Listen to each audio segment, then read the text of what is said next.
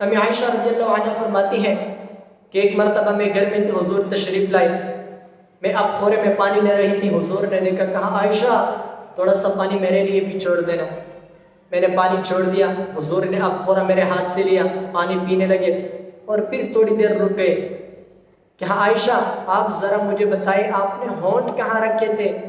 میں وہاں ہونٹ رکھ کر پانی پینا چاہتا ہوں۔ تو آپ مجھے بتائیں، اگر آج اپنی بیوی کے ساتھ میرا رویہ اور آپ کا رویہ یہ ہوگا تو کیا گھر جنت کا منظر نہیں بنے گا؟ ایک مرتبہ حضور صلی اللہ علیہ وسلم صحابہ کرام کے بڑے محفل میں تشریف فرماتے، مسلم کی روایت ہے، ایک صحابی نے پوچھا یا رسول اللہ آپ کو سب سے زیادہ پیار، سب سے زیادہ محبت کس سے ہے؟ آپ صلی اللہ علیہ وسلم نے فرمایا عائشہ سے۔ وہ صحابی پریشان ہو گئے، خفا ہو گئے کہ یہ میں نے کیسے سوال کیا ہے کہ آپ صلی اللہ علیہ وسلم نے میرے سوال کے جواب میں صحابہ کرام کے بڑے محفل میں اپنی بیوی حضرت عائشہ کا نام لیا۔ تو اس صحابی نے سوال کا انداز بدل دیا، پھر کہا یا رسول اللہ میرا مطلب یہ تھا کہ آپ کو مردوں میں سب سے زیادہ پیار کس سے ہے؟ تو آپ صلی اللہ علیہ وسلم کو بھی کہنا یہ تھا کہ ابو بکر سے، مگر آپ نے کیا فرمایا؟ عائشہ کے ابا سے۔ اور امی عائشہ رضی اللہ عنہ خود فرماتی ہیں کہ آپ صلی اللہ علیہ وسلم میرے ساتھ بے انتہا محبت کرتے تھے۔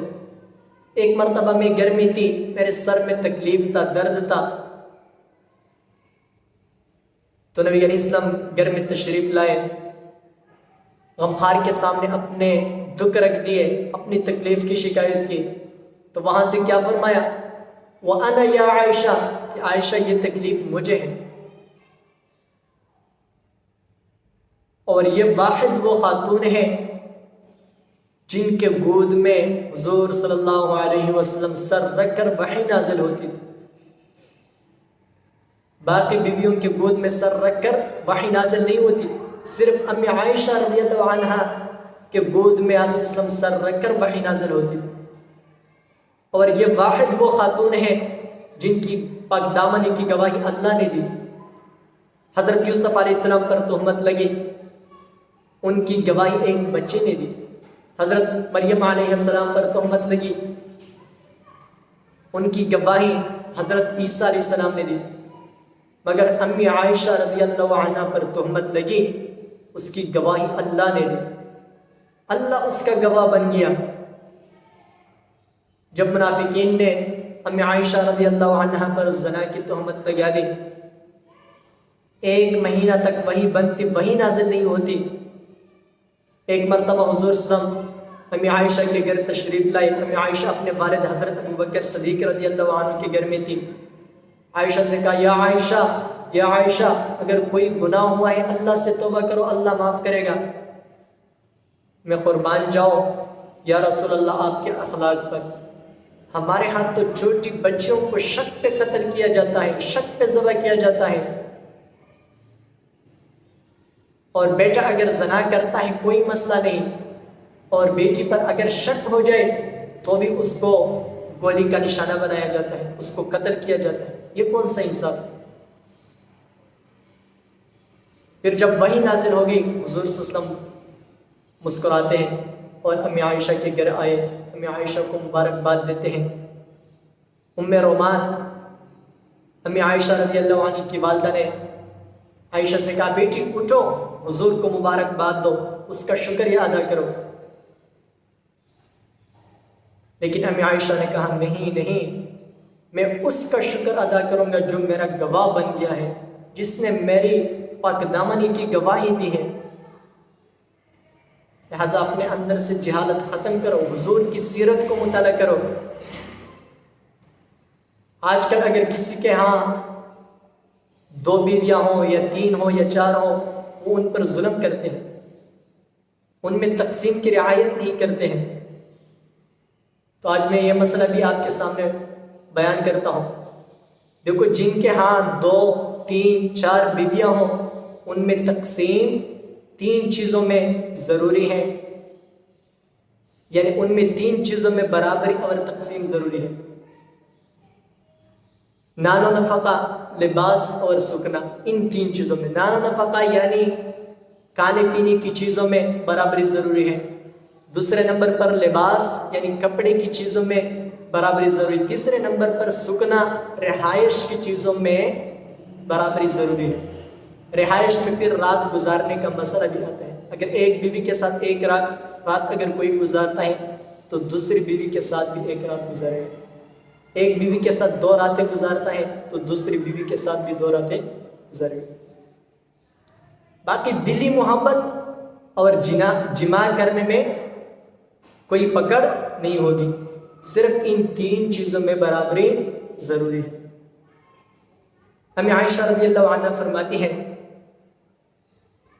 ان النبی صلی اللہ علیہ وسلم کان یقسم بین نسائہ، کہ حضور صلی اللہ علیہ وسلم اپنی بیویوں میں تقسیم کرتے تھے، ویعدل اور انصاف کرتے تھے، ویقول اللہم ان هذه قسمتی فیما املک فلا تلمنی فیما تملک ولا املک، کہ اے اللہ یہ میری تقسیم ہے جو میں اپنی بیوی کے درمیان برابری کرتا ہوں، جس کا میں مالک ہوں، اور اے اللہ تو مجھے ملامت نہ کرے اس چیز میں جس کا تو مالک ہے میں مالک نہیں ہوں۔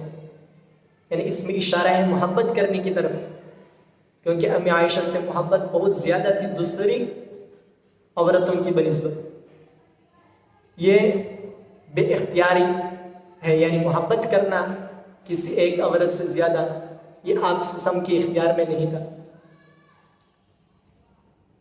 اور یہاں پر علماء فرماتے ہیں کہ جماع میں بھی یعنی برابری ضروری نہیں ہے کہ ایک کے ساتھ اگر ایک مرتبہ جماع کرے تو دوسری بیوی کے ساتھ بھی جماع کرے گا، یہ ضروری نہیں۔ لہٰذا یہ جو 3 چیزیں میں نے آپ کو بتائی ہیں ان 3 چیزوں میں برابری ضروری ہے۔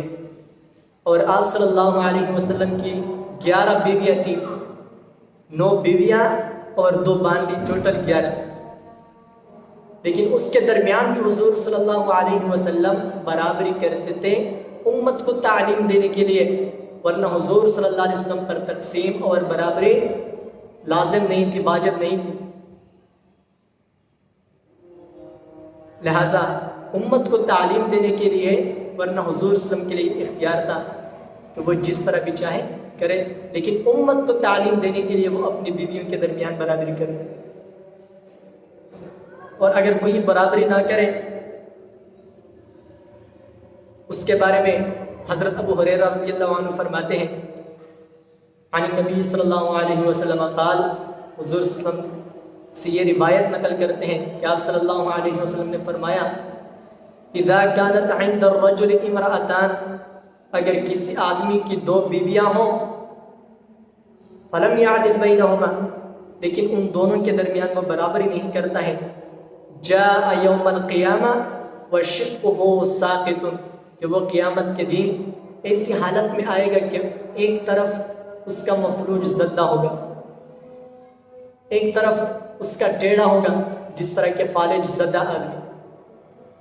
لہٰذا یہ مسئلہ بھی آپ یاد رکھیں کہ اگر کسی کی 2 بیویاں ہوں یا 3 ہوں یا 4 ہوں، کیونکہ شریعت میں 4 بیویوں کی اجازت ہے، وہ ان کے درمیان ان 3 چیزوں میں برابری کرے، ورنہ قیامت کے دن وہ ایسی حالت میں جائے گا کہ اس کا ایک طرف فالج زدہ ہوگا، ٹیڑھا ہوگا، لوگوں کو پتہ چلے گا کہ یہ وہ شخص ہے جو اپنی بیویوں کے درمیان ناانصافی کر دیتا۔ اللہ رب العزت ہم سب کو ان باتوں پر عمل کرنے کی توفیق عطا فرمائے۔ وآخر دعوانا ان الحمد للہ رب العالمین۔